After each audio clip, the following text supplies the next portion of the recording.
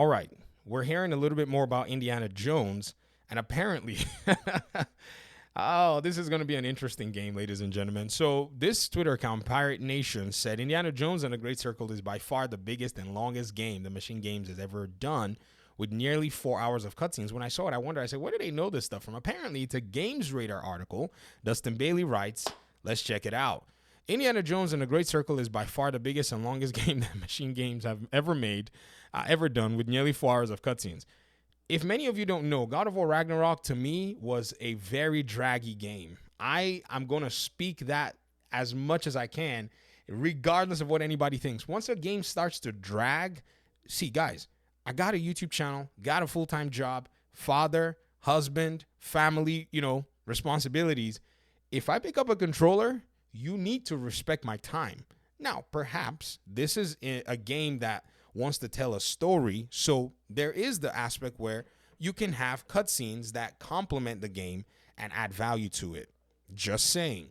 I don't want to dismiss it. However, if this game drags, I'm dropping it like fast. And school is gonna hopefully will be on holiday around the time this game comes out.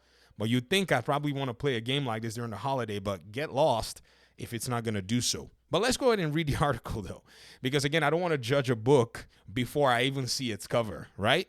Modern Wolfenstein developer, the new Wolfenstein Machine Games, is taking some big swings at its new project. When I saw Modern, I was like, uh-oh.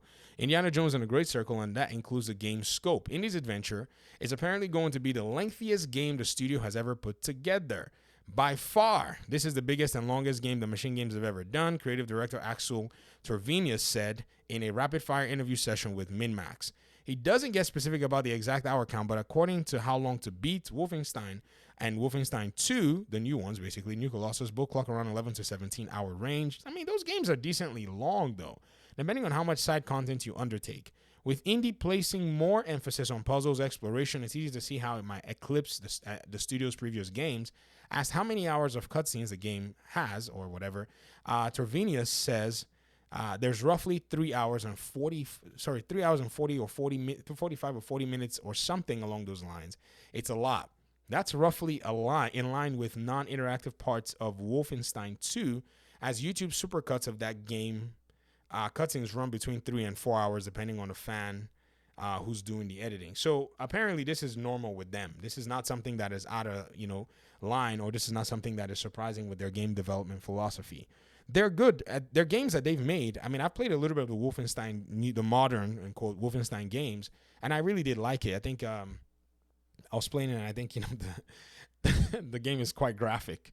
And I remember back in those days, I didn't have a little office corner of my own. So the missus was like, it would be nice if the kids didn't see this, or didn't walk into this. I mean, I wasn't playing it with them there, but, she was like, it'd be nice if they didn't walk in and see, somebody's head getting blown off. So I was like, all right, which is a solid concern. You want to make sure your kids maintain a level of, innocence to a point. So I dropped the game, and I did so with Mortal Kombat X as well, MKX. I just didn't even bother with it.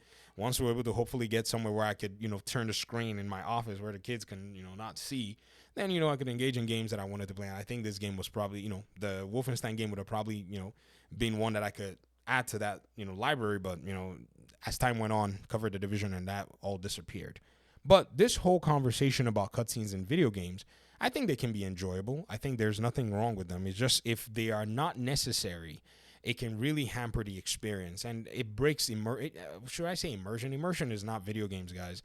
I know everybody says, "Oh, immersion." I'm like, immersion is touching grass.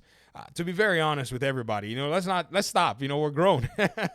We're no longer little kids. We're no longer like 18, 19, 20 something year olds. Oh, immersion. No, that will be rock climbing. Your hands get to feel the things. If you're talking about immersion, you are in it, right? But in a video game, you're kind of out of it. Now, yes, it can drag your attention. You can pull your attention. But again, we have to be realistic.